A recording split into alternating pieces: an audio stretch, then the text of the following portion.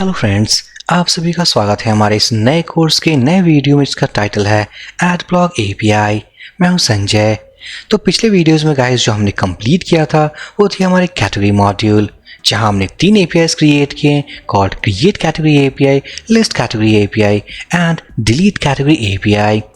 इस वीडियो से हम एक नया मॉड्यूल स्टार्ट करने वाले हैं, दैट इज ब्लॉक एपीआई। सो यहाँ पर हम क्रिएट करने वाले हैं एड ब्लॉक एपीआई, जिसकी हेल्प से हम अपने ब्लॉग्स के डेटा को डेटाबेस टेबल में सेव कर पाएंगे। हर बार की तरह मेरी रिक्वेस्ट है, अगर आप चैनल पे नए हो, सब्सक्राइब नहीं किया है, फटाफट चैनल को सब्सक्राइब कर दीजिए ताकि आने वाली वीडियोस के लेटेस्ट अपडेट आपको मिलती रहे। सो मैं जाऊँगा एडिटर में। ये रही हमारी एपीआई कंट्रोलर क्लास, जिस कंट्रोलर क्लास के ऊपर हम काम कर रहे हैं। सो अभी तक फिलहाल जो हमने काम किया है वो है create category method, list category method and delete category method. इस वीडियो में जिस मेथड के ऊपर हम काम करने वाले हैं वो है एड ब्लॉक मेथड। इस मेथड को हम हिट करने वाले हैं यूजिंग पोस्ट रिक्वेस्ट टाइप।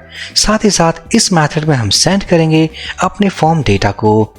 अब उस फॉर्म डेटा में हमारे पास क्या क्या चीज़ें आएंगी, किस तरीके के वैलिडेशंस हम लगाने वाले हैं, इन सभी चीज़ों को इस वीडियो में डिस्कस करने वाले हैं। सो सबसे पहले हम जाएंगे स्लाइड पे। सो इस कोर्स में जो अभी तक हमने जो एपीआईज क्रिएट कर लिए हैं वो है create category API, it's done, list category API done, delete category API also it's done. इस वीडियो में जो हम काम करने वाले हैं और होपफुली हम उसे कंप्लीट भी करेंगे वो होगी हमारी एड ब्लॉक एपीआई। अब मैं जाऊंगा ब्राउजर पे, ब्लॉग्स वाले टेबल में। सो अब हम डिस्कस करने वाले हैं अगर किसी भी ब्लॉग को क्रिएट करना हो तो हमें किन डेटास की रिक्वायरमेंट होगी। उसी के अकॉर्डिंग हम अपने कोड में वैलिडेशंस को इम्प्लीमेंट कर सकते हैं। सो ब्लॉग क्रिएट करने के लिए जैसा कि हम देख सकते हैं अपने ब्लॉग्स टेबल के आर्किटेक्चर के हिसाब से जो हमें रिक्वायर्ड फील्ड्स हैं वो है category ID, title, content and status. So किसी भी ब्लॉक को क्रिएट करने के लिए हमें ये 4 वैल्यूज चाहिए। मैं बता दूं, जो आईडी कॉलम है वो एक प्राइमरी की कॉलम है, साथ ही साथ ये ऑटो इंक्रीमेंटेड कॉलम है। इसका मतलब जब भी हम एक न्यू ब्लॉक इंसर्ट करेंगे अपने इस टेबल में सो इसकी वैल्यू ऑटोमेटिकली जनरेट होगी। नेक्स्ट कॉलम है हमारे पास स्टेटस। हम देख सकते हैं डिफॉल्ट वैल्यू इक्वल्स टू 1। इसका मतलब है जब भी हम न्यू ब्लॉक को इंसर्ट करेंगे इसका जो डिफॉल्ट वैल्यू होगा वो होगा 1। सो ब्लॉक क्रिएट करने के लिए अब जो रिक्वायर्ड फील्ड्स बचे हैं वो है category ID, title and content. अगर मैं बात करूँ नल वैल्यू की तो हम देख सकते हैं category ID equals to no. इसका मतलब ये नल एक्सेप्ट नहीं करेगा, ये एक रिक्वायर्ड पैरामीटर है। अगर मैं जाऊँ टाइटल में, null value equals to no, इसका मतलब ये भी एक रिक्वायर्ड पैरामीटर है। अब मैं बात करूँगा कंटेंट की, null value equals to yes, इसका मतलब ये एक ऑप्शनल पैरामीटर है। सो हम अपने कोड में जो वैलिडेशंस इंप्लीमेंट करने वाले हैं वो इंप्लीमेंट करेंगे अपने category ID and title column पे। मैं जाऊंगा एडिटर में। अब हम जाने वाले हैं अपने एड ब्लॉक मेथड के अंदर। सो एज्यूम करते हैं हमारे पास फॉर्म डेटा रिसीव हो रहा है। उस फॉर्म डेटा में जो वैलिडेशंस हमें इंप्लीमेंट करनी है वो होगी कैटेगरी आईडी एंड टाइटल। सो मैं रूल्स डिफाइन करूंगा, rules equals to array.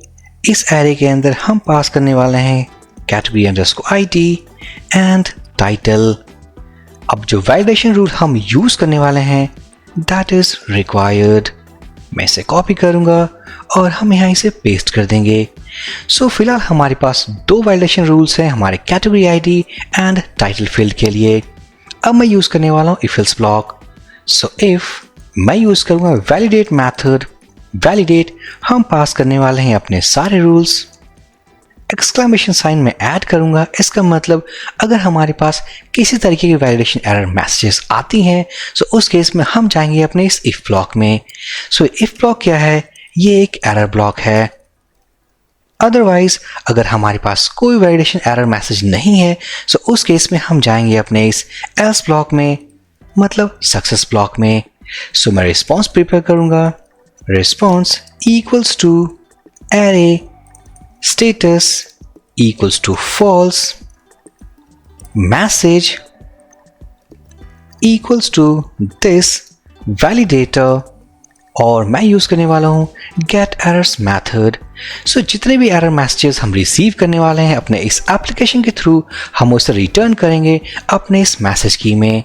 Next एक और की है हमारे पास, that is data which is an empty array. अब मैं जाऊंगा इस सक्सेस ब्लॉक में। इसका मतलब हमारे पास कोई भी वैलिडेशन एरर मैसेज नहीं है।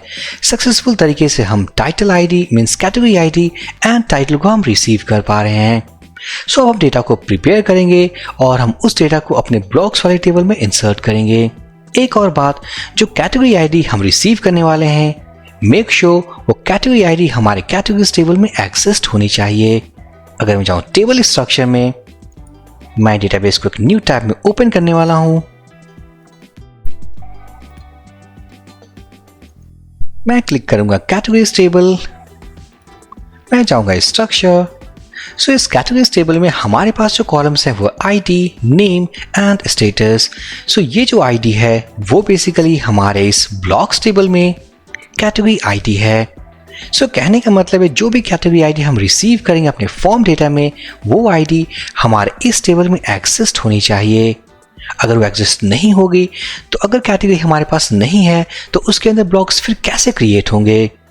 सो कैटेगरी आईडी रिसीव करने के बाद सबसे पहले जो हमें चेक करना है वो ये कि वो कैटेगरी आईडी हमारे इस टेबल में अवेलेबल होना चाहिए।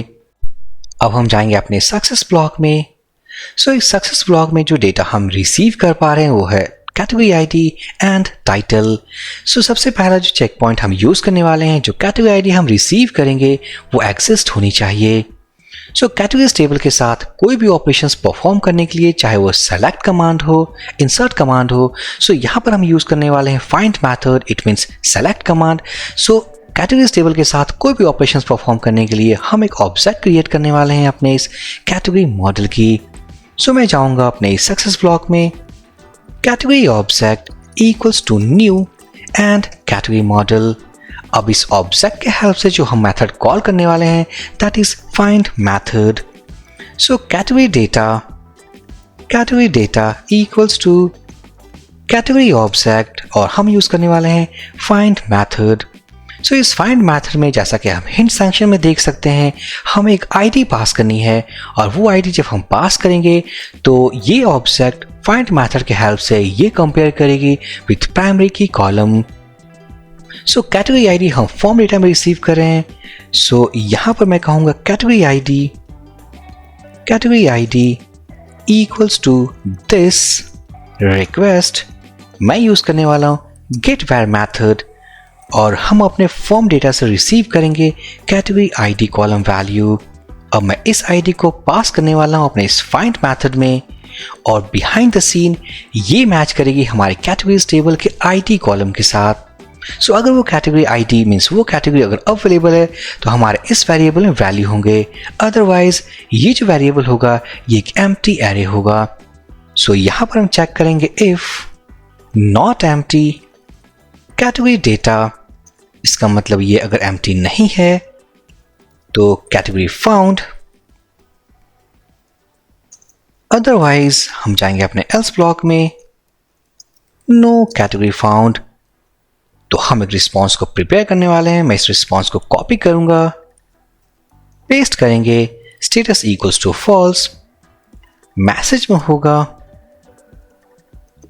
No category found and data will be an empty array. अब मैं जाऊंगा अपने इस इफ ब्लॉक में, इसका मतलब कैटेगरी एग्जिस्ट करता है। सक्सेसफुल तरीके से हम ब्लॉक को क्रिएट कर सकते हैं। सो डेटा इक्वल्स टू, मैं एक set of data means prepare करने वाला हूं और यही सेट ऑफ डेटा हम अपने ब्लॉक्स वाले टेबल में इंसर्ट भी करेंगे। सो यहां पर यूज करने वाला हूं मैं category ID equals to category ID. Next हो गई हमारे पास title, this request get where और ये रही हमारी टाइटल। नेक्स्ट है जो है वो status column. So by default अगर मैं इसे पास करूं या ना करूं, बाय डिफॉल्ट जो ऑटोमेटिकली ये जो पिक करेगी वो वैल्यू होगी 1। सो हम यहाँ पास करेंगे। अगर आपके केस में अगर 0 पास करना चाहो तो आप यहाँ से उसे कर सकते हो। सो ये हमारे डेटा सेट प्रिपेयर हो चुका है। अब हम अपने ब्लॉक मॉडल ऑब्जेक्ट को यूज करके अब हम डेटा को इंसर्ट कर सकते हैं। सो सबसे पहले अगर ब्लॉक टेबल के साथ मीन्स किसी भी तरीके के ऑपरेशंस को परफॉर्म करना हो, जैसे कि यहाँ जो हम ऑपरेशन परफॉर्म करने वाले हैं वो है इंसर्ट कमांड, तो सबसे पहले हम ऑब्जेक्ट क्रिएट करेंगे अपने इस ब्लॉक मॉडल का। चलिए हम क्रिएट करते हैं। सो यहाँ पर इस इफ ब्लॉक में block object equals to new and block model, मैं यूज करने वाला हूं insert method. So block object मैं कॉल करूंगा इंसर्ट मेथड। हिंट सेक्शन में हम देख सकते हैं हमें जो पास करना है वो है डेटा सेट। इसके अंदर हम पास करेंगे डेटा जो कि हमने प्रिपेयर किया है। अगर सक्सेसफुल तरीके से ये अगर डेटा को इंसर्ट करती है हमारे टेबल में तो इसका जो रिटर्न वैल्यू होगा वो होगा ट्रू। अदरवाइज अगर किसी वजह से अगर ये फॉल्स वैल्यू रिटर्न करती है इसका मतलब वो डेटा इंसर्ट नहीं हो पाई है। तो मैं इसे रैप करने वाला हूँ इफ एल्स ब्लॉक में। अगर डेटा इंसर्ट हो गया इसका मतलब ये होगा हमारा सक्सेस ब्लॉक। अदरवाइज किसी तरीके की एरर हमारे पास आ चुकी है और हम जाएंगे अपने इस एल्स ब्लॉक में। सो ये होगा हमारा एरर ब्लॉक। अब मैं जाऊंगा इस सक्सेस ब्लॉक में, रिस्पॉन्स हम प्रिपेयर करने वाले हैं। सो status equals to true, message equals to block created successfully, and finally data equals to empty array। अब मैं जाऊंगा अपने इस एरर ब्लॉक में, response status equals to false, message equals to failed to create a blog,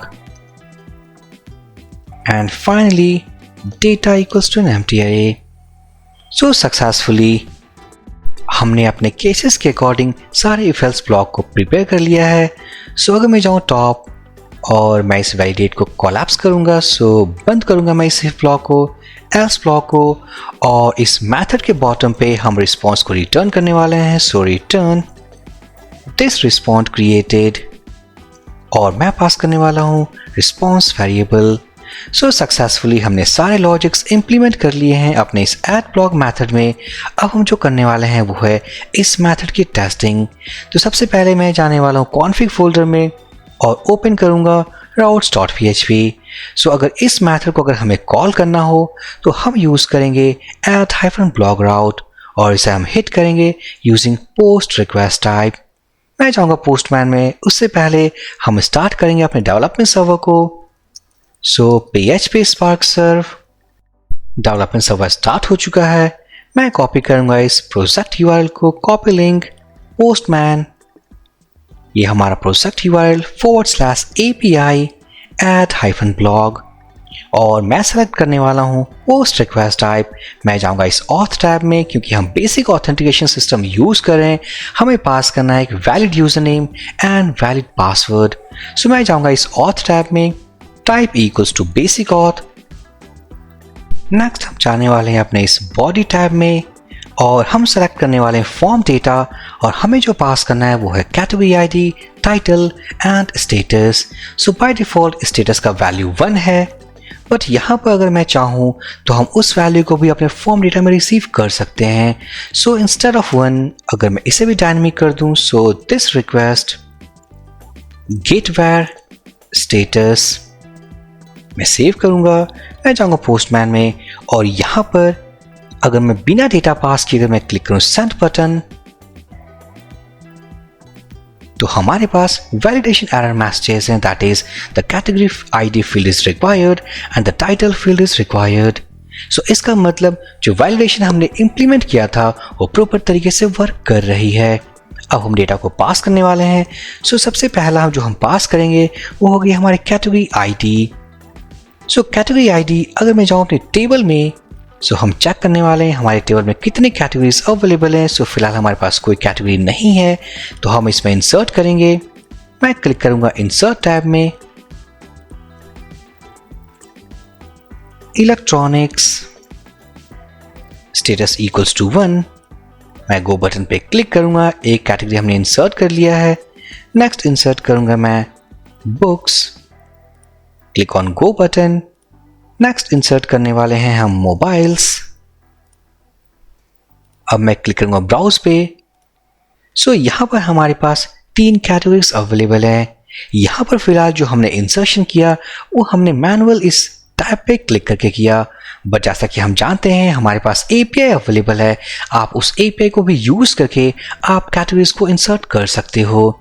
अगर मैं जाऊँ slide पे, सो जो हमने क्रिएट किया है वो है क्रिएट कैटेगरी एपीआई।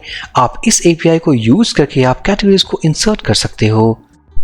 अगर आपने कोर्स यहीं से स्टार्ट किया है तो मैं आपको स्ट्रांगली सजेस्ट या रिकमेंड करूंगा कि आप पिछले वीडियोस को देखें ताकि आपको ये कोर्स बिल्कुल सही तरीके से, बिल्कुल प्रॉपर तरीके से समझ आए। अब हम जाएंगे पोस्टमैन में। सो यहाँ पर मैं पास करने वाला हूँ कैटेगरी आईडी। सो कैटेगरीज टेबल में जो आईडी अवेलेबल है हमारे पास वो है 1, 2 एंड 3। अगर मैं कैटेगरी आईडी पास करूँ फॉर एग्जाम्पल 200, मैं टाइटल पास करूंगा जैसे कि सैंपल ब्लॉग और स्टेटस इक्वल्स टू 1। और आई थिंक हम एक और फील्ड मिस कर रहे हैं एंड दैट इज कंटेंट। इसे भी हम ऐड कर लेते हैं। मैं जाऊंगा अपने कोड वाले सेक्शन में और यहाँ पर आफ्टर टाइटल हम ऐड कर लेते हैं so content this request get where and content. हमने वो ऐड कर लिया है। अब मैं जाऊंगा पोस्टमैन में, हम एक और फील्ड ऐड कर लेते हैं that is content so sample, या मैं कहूंगा test content of this blog. So यहां पर हमने कुछ कॉलम्स पास किए हैं अपने नीड के अकॉर्डिंग और ये उनके वैल्यूज हैं।